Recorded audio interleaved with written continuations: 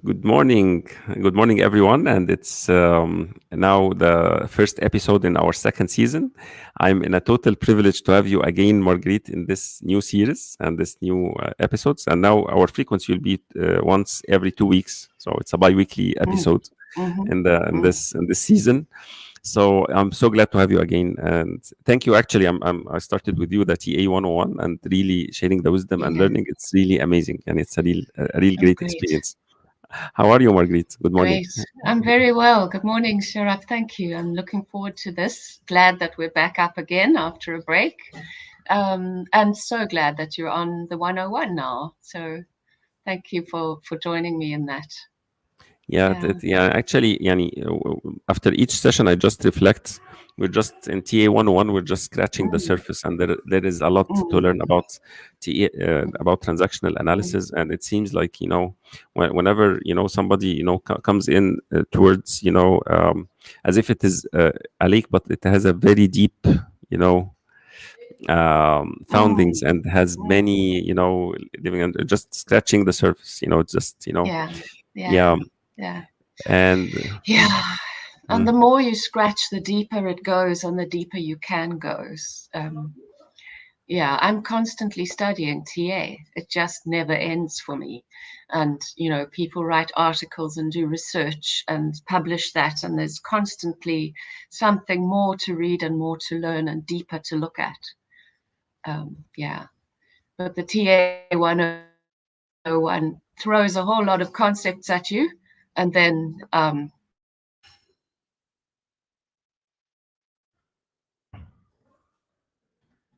so can you hear me, Marguerite? Marguerite, yeah, I yeah, yeah, seem to have gone off yeah, for a while. So I've taken off yeah. my headphones. Is my sound uh, all right now? Yes, now it's Yeah. okay. Yeah, it's great. Yeah, Okay, hold yeah. on. It Okay. had this moments of Mm. Yeah, So when yeah. you were It's saying, yeah. off something. Mm. Okay. My So you were apologies. saying that the more that you work with it, the deeper, and then the sound got freezed. So Yeah, yeah, mm, yeah. So much to study and ongoing study. Mm. yeah, you've been there for how many years now, Marguerite? Cool. I started studying transactional analysis. Oh, in I did the first exams, and that took me 5 years to get to exam readiness in 2010, Wow, 2009. wow. And that was a 5 year journey to get to sit those exams. I'm Mm. on my next journey for another set of exams that can take up to 10 years. Wow. So the research and practice that is required for you to prepare for your exams takes a lot, but it's just a beautiful journey of learning. It's Yeah. wonderful. Yeah. And I'm so glad that we're having you here for these 30 minutes to Mm, learn from, mm, from just mm. scratching the surface. Yeah, yeah, So yeah, yeah. maybe in the introduction that I put for the transaction analysis, and the basic concept of actually autonomy, that's Yeah. brought into practice, and how clients actually can make their own choices and make other Mm, choices when they learn about the basic concepts of TA that are really the concepts itself, and its namings are really very simple for mm. a layman to understand and connect with. Yeah. So the main question today is the autonomy and how organizations can benefit out of it, organization Yes. leaders, practitioners, you know Mm, yeah. So mm, that's the main question of mm, today's episode. So where mm. do you like to start? I think let's start with talking about this thing that is referred to in TA as autonomy, because it is specifically defined in TA. So when we think of autonomy generally, we might have all sorts of ideas about what that means for us. But the specific definitions of that in TA, given to us by Eric Byrne, who's the founder of transactional analysis, really direct then what we do. And in the workplace, let's keep it there. So if I'm working and I want to achieve this thing called autonomy, what does that mean in the workplace? So let's start with that. Eric Berne defined autonomy, and he said the attainment of autonomy is manifested by the recovery or release of three capacities. So he talked about recovering or releasing capacities within us. So we have them already. Something has happened that has changed us, and we can, if we wish to, go on this journey to become autonomous, and by releasing these within us. And the three are awareness, spontaneity, and intimacy. But now you have to look at the definitions of those to be specific in terms of TA. What does awareness mean, first of all? And he described awareness as the capacity to see and hear things in our own way and not the way we were taught. And that's already quite an interesting, because it's quite difficult to know when I am seeing what is before me. Am I seeing it through my frame of reference, which was developed from childhood? Am I able to push that aside and see without that frame of reference? So when we talked in the TA 101 about I'm okay, you're okay, when I see someone, am I seeing them through the eyes of what my parent or my culture or what that taught me how to see them, or can I see them as they really are? Quite a challenge. And then the second aspect of autonomy is spontaneity. And that is, again, we often assume that spontaneity means just doing something impulsively, just doing it without thinking, being spontaneous. Not in TA. In TA, it's about choosing what we want to do because we want to do it that way, not because that's the way I was taught. That's And a real, that's not because that I was taught. How can I know what I was taught versus what I choose? Yeah. And So then it's that's the journey, is to go looking for, what was I taught? What do I believe that might not necessarily be true in the here and now? And it might not be useful in the here and now or in this situation. So for organizations, they would be looking at, how have we done things from the beginning until now? And how do we want to do those things going forward? The beliefs that we have attained and developed in the history of this organization, where did they come from? Do they apply now? Do we want to change them? So there's something quite strategic in those questions. And if again the we three do that, questions: how do we yeah. do things, and what do we want to do, and what And we what do we want to leave behind? So in TA, we I'm wondering if we should go there, or should I finish the third? yeah Let me yeah finish the yeah third aspect of yeah autonomy, which is intimacy. And intimacy, obviously, in organizations, it's not the intimacy of your personal relationships. So where does intimacy apply in the organization? And it's really about being honest, transparent, candid, truly candid with each other. It's about being able and willing to be vulnerable with each other. It's about being able to say, I don't know, instead of, oh, I'm supposed to know. If I don't know, then I'm not going to get that promotion. If I'm the head of this organization, I'm supposed to know everything. So I'm not going to tell anyone that I don't know. It's that kind of thing where you would say intimacy in the workplace is around that. So you can look at the organization. I mean, if you look at the leadership of an organization and you look at the beliefs of those senior leaders, what of their beliefs have they brought into their organization, and what of those beliefs are functional and useful and what are not? And we always find, and all the research always finds, that the culture of the organization is steeped in the belief and culture of its leadership. Everyone else in the organization looks to the leader and goes, how do they want me to be? That's not very autonomous. We yeah then adapt to how they want me to be. if that's the case, then you want them to be healthy. You want that leadership to invite healthy interactions. You want that leadership to react and respond to the environment in which this organization exists in a way that they are choosing, not in a way that they have these untested beliefs and assumptions. Wow. So that's really, really profound. I want to just take each and every word of them and just make a zoom in. Each one of them, as much as you were saying it very fluently, but I Mm, believe it stems out of many practices just to think about or rethink. Let's say rethink about transparency, about honesty, about being mm, candid, about vulnerability, rethinking our beliefs, the beliefs of leaders around the organizations on how they impact, are they useful, functional or not, rethinking the healthy interactions, mm, rethinking choice, rethinking what we want them to be. And actually I believe this changes a lot. This is a huge transformation when it happens, but so mm, how can we invite actually leaders to look at these as values, of autonomy, awareness, spontaneity, and intimacy, and see that it will not go for a mess or a riot. That's what most yeah, leaders who demand control and demand actually yeah, strategic vision. mm, This we have these actions, we have to get these goals. This kind of things.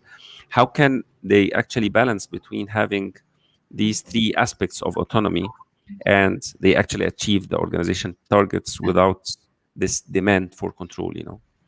mm, yeah. There is, I mean, it's frightening, the word autonomy. I don't want my people to be autonomous. I don't want them thinking for themselves and just going and doing whatever they like. How do I balance that with some form of control and direction for this organization? Um, so the word autonomy can be quite frightening.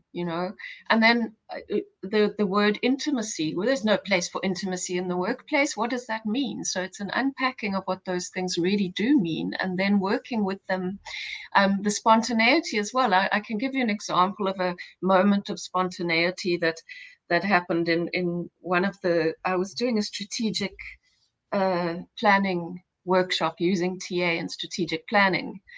Um, and we looked at how does this organization think? What is its culture? What do we do? What are the things that we do without thinking? What of these might be hindering us? And what do we want to take into the future? And what do we want to leave behind? And a whole lot of stuff came out about what we just automatically do and how it's not necessarily good for us and it's not necessarily where we want to take this organization.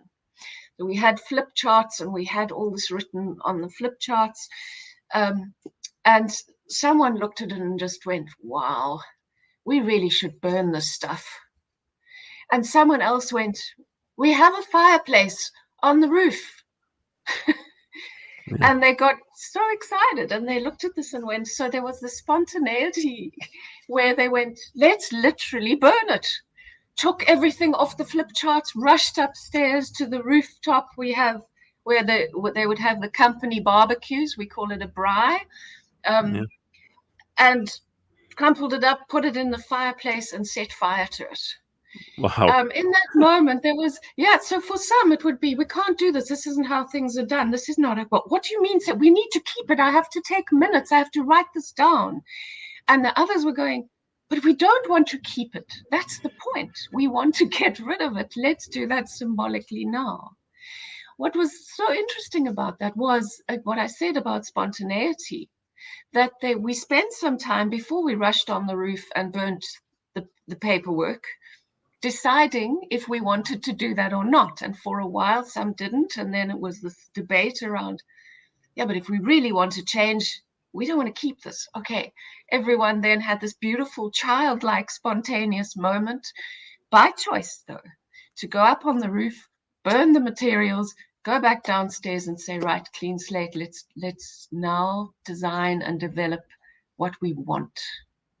It was such a lovely experience of changing the way they did things. Wow. So it's as if metaphorically you're saying sometimes we have to burn or get rid of the old to just embrace the new. Mm. And Mm. actually, despite it was a facilitated session, and actually they came into this awareness, and this voice in a way recruited everyone around, like, it's as if it was, yes, what is this all, what kind of things that are on the wall, and these papers and this stuff is not helping us anymore, and they needed Mm. to actually come up with a new strategy or something that's really autonomous, and that's really looks like them. And Yeah. this how many organizations have the opportunity to look, Mm. and organization leaders, about habits, patterns, products, services, things, habits, whatever, policies, procedures, and that they keep in as miniatures, or like monuments in the place, Yeah. and they just Yeah. don't get rid of them. They don't have Mm. this moment of truth that these are not useful anymore. Yeah. Yeah. Exactly. And the opportunity to say, let's completely change something. But always there's, for me, the importance of understanding that this autonomy is about choosing. Um, it's about becoming aware of ourselves and what we do, and whether that is useful or not, and then making conscious choices around what we do want to hold on to and not hold on to. And that's true autonomy, that's true spontaneity. If we are doing things without checking ourselves and saying, where is this coming from? We are not being spontaneous. We are compelled by unconscious learnings, things that we don't bring into awareness, so we don't even know it's there. And that actually makes me think of a concept in TA about scripts. And the script is the story of our lives. And we develop a script, a story of our lives from childhood. And we spend our time creating a life that fits my script. And you can use scripts, and I really enjoy looking at the script of the organization. And what's interesting for leadership is for leadership to do an analysis and to look at themselves and identify, what is my own script? What is the story of my life, and have I put that into the way this organization is going? And in fact, there's a transactional analyst by the name of Taby Kayla who gave us something called script process, and actually gave us script titles that we can look at and then go, is the organization living in this script? So for example, one of the scripts is called Almost Made It. And what I worked in an organization where I noticed that senior management, the owners of the business, in fact, spent a lot of time talking about how they almost got that contract. They almost made it. So this organization spent their time struggling to make it, and felt almost as if we're not supposed to make it. We're not supposed to really achieve the big contracts. We're supposed to almost do it and then somehow sabotage ourselves and go back to being a small enterprise.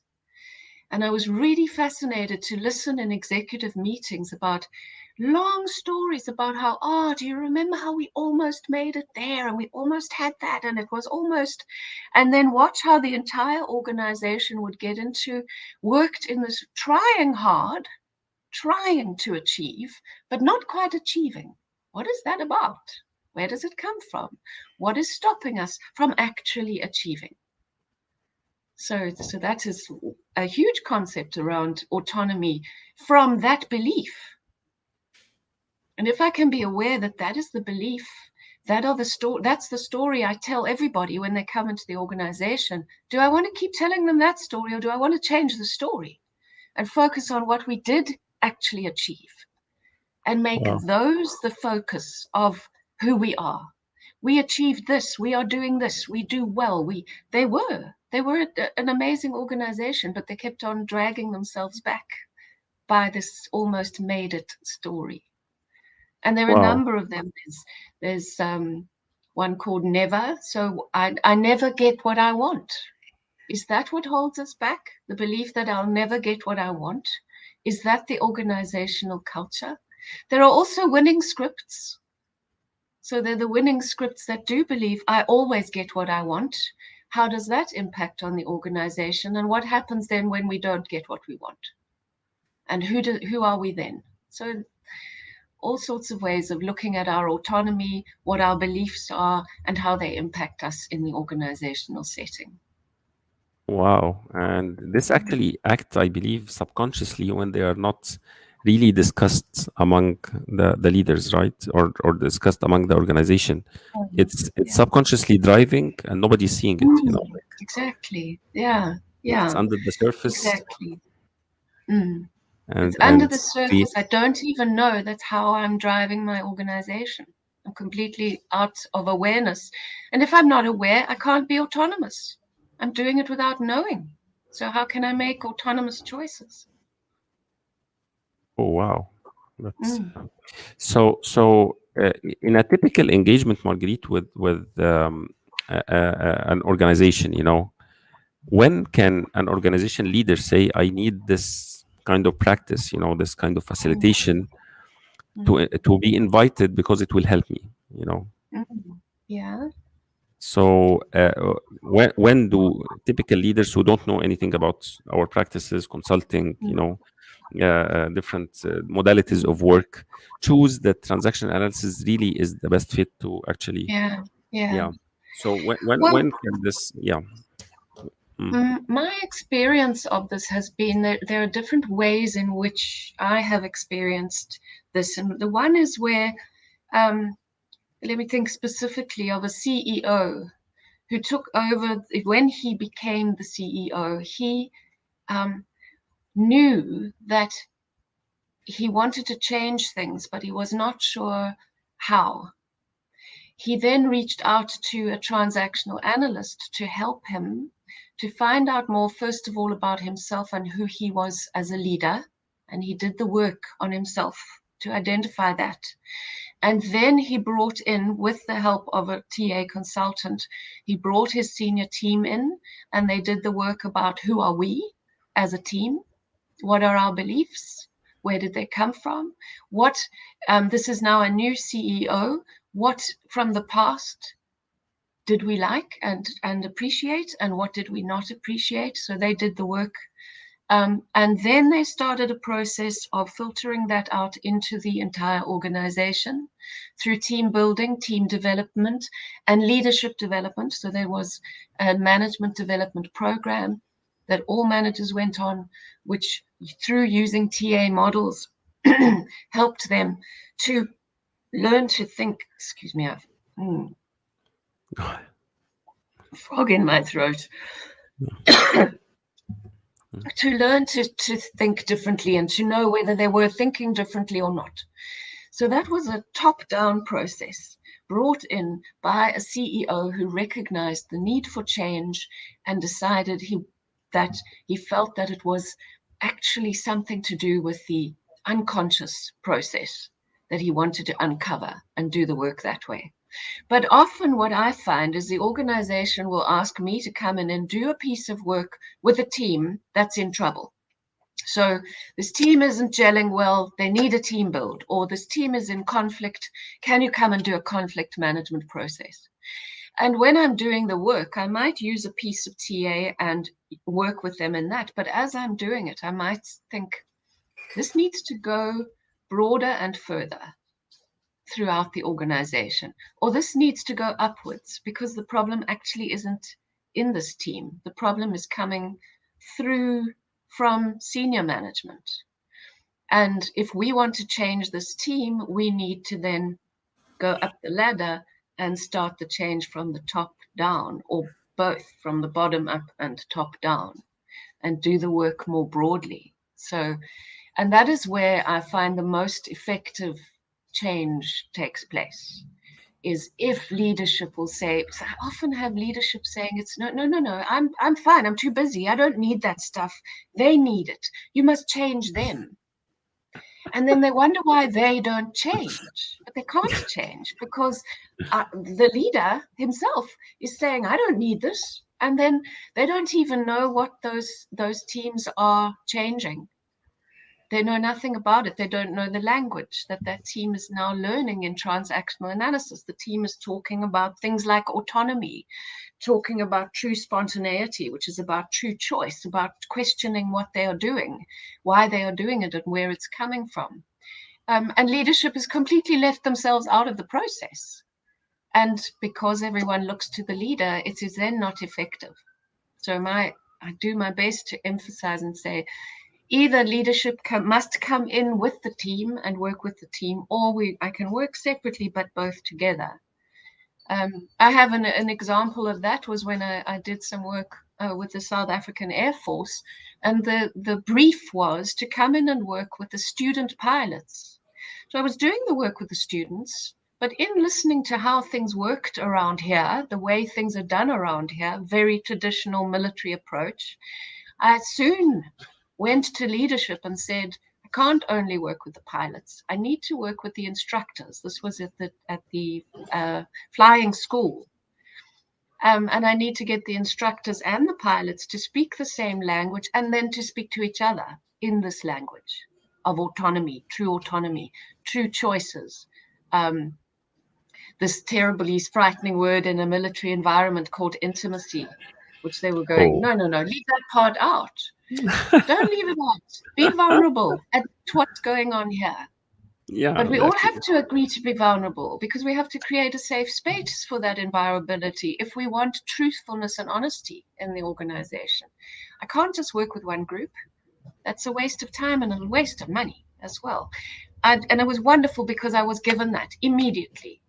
That was it. Fine. Bring the instructors in and do the work with all of them. That was just an amazing process then. Wow. So in a way, integrating, it's always something as if it is a systemic work, as if it's something that, it has to be in the system itself. And in some cases, as you say, we teach, actually transactional analysts teach some principles for the teams or the groups that they are working with, to understand these principles and apply them between each other, and then see how this practice is going through team building and team processes or team coaching or something like that. So creating a safe space, creating autonomy, but it's actually, it's a long process, I guess. It's not yeah I believe it's something that takes time, right? It does.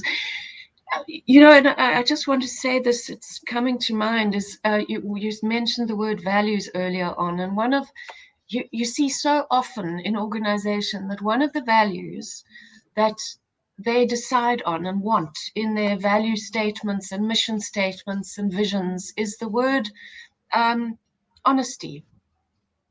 And what I find is that they say, we do this beautiful values process and we go, what is honesty? Yes, we all want honesty. And we don't actually know what that means. And we don't really spend time looking at, but honesty, accepting when the boss is here. Honesty, accepting when I might get into trouble by admitting it was me. Honesty when I don't know and I'm supposed to be strong. These are all TA concepts that I'm throwing. So be strong is a driver. If I believe that I have to always be strong and be perfect, I can't be honest. And yet I'm saying, yes, the values honesty is a value. So TA takes the values, for instance, you can do values work with it and look beneath the surface and go, well, what does this really mean for us? Because if we put it on a plaque in the foyer of the building at reception, when I walk through the organization, do I see that? Do I see it really existing? No. Does it really apply here? Then what is it? And why did we spend so much money doing a values rollouts, we call them. Yeah. Spending a lot on that, but not really spending much time asking what this truly means for the organization. And it actually, it really, I believe that a couple of places I've been to, that when these are actually put on the walls and not practiced and not invited in the practice, and leaders are actually resisting to actually embracing them or actually acting counter them, it was never a place to stay in, for me. It's really something like, a very harsh place to be in, and I believe that many of that, it opens door for rumors, for for lots of mocking, lots of contempt from, Absolutely. this amazing comic strips, that I'm usually following, Dilbert, Yeah. you Yes. know yes. Yes. It mocks up, all all the funny leadership practices that anyone Yeah. can see, yeah, Yeah. You yeah. must share some of those with me, please. Yeah, I'd I love will. to see what you're thinking of. But yeah, I think so, I've been so following it up right since about the 2001, I believe. So it's 20 years now. Yeah, still relevant. yeah, Um, yeah. I've just yeah, realized we've run out of time. I was going yeah. to talk a little bit more about how, but yeah, we're out of time. We'll talk some Let's more keep then. this for the next episode. So Mm, I believe okay, that the next episode, on after 2 weeks, on 4th of October, this is not suitable date for you. So will we that's do it right. on the 11th? Can we take this? Uh, Yes, yes. yes. So. Let me mm. just, yeah, we let, yeah, So, that's fine. so We'll move on our to the next next. episode is on the 11th of October, and I'm really privileged today for having this amazing discussion, with you today, Marguerite. Will you like to say maybe a closing, a statement for leaders, when they are really considering applying the principle of autonomy in their workplaces, or maybe inviting a TA practitioner or somebody who's Mm. working in, to support them. What is a final statement or a conclusive that you'd like to share with our audience today? I think as a final, what I'd like to share is I think to speak to leaders and ask leaders to reflect on who am I and what is the impact of that on the people that I'm leading. And if they want to go on that journey of self-discovery of who I am, and also to find and work on their own true autonomy. To what extent do they want to be autonomous of the ties that have bound them up until now? And then through that awareness, become better leaders for their people. Wow, that's um, that's really amazing. Thank you, Marguerite, for this. And yeah, I believe that it always boils down again to the leaders, their awareness, their becoming better, and actually engaging people with them to apply all these nice concepts. So I believe that now we are two sessions in transactional analysis program. Is there if somebody wants to join, is there a place for joining still, or? No, so we're too far down the road, so I wouldn't let anyone join your group Yeah. at this stage. So they would have to wait until I set up a new 101 and start again. And Mm, I'm not planning that until the new year, unless I get enough. And I mean, your one came about because I got people asking me and saying, when are you running the next 101? mm. So I can't make any promises. I might put one in before the end of the year, but my real plan is to run the next 101 in January of Yeah. next year. So watch Okay. the space. Okay. So I believe that just if somebody would you like to maybe have a minute or something about talking about the services that you provide for organizations? Mm.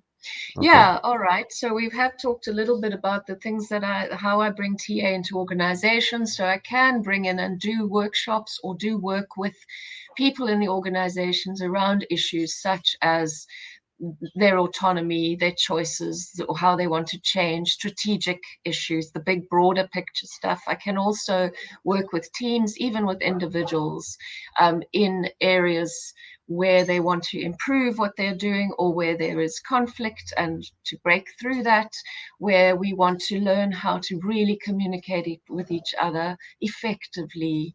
Um, I run courses. I use TA to run courses in leadership development, emotional intelligence, because that is what this is all about. So very many different ways that I can use TA. And what I do is listen to the organization. Who are they? What are they about? And then show them models of TA that apply specifically to them. Okay. And then they go, oh yeah, that's what we do. That's how we are. Do we want to change this? And then we talk about change. Wow, amazing. Mm. Thank you, Marguerite. And actually, I believe that this is the email of Marguerite if you want to actually contact her, and Sacco Consulting also.com. Actually, you can actually connect with her yani, through her website. So thank you, Marguerite, for this amazing day, and actually for Thanks, your Sharif. generosity and everything. You're always shining. Mm. And for everyone, have a good morning and a great day. And hopefully we start looking at autonomy in a better way. That's really that really is not against or creating a polarity that's unhealthy with in a contradiction to control and achieving what you want to achieve. Thank you, and have a wonderful Lovely. day, everyone. Thank you. Thanks so much, Sharaf. Thank you. Okay, bye bye. Bye-bye.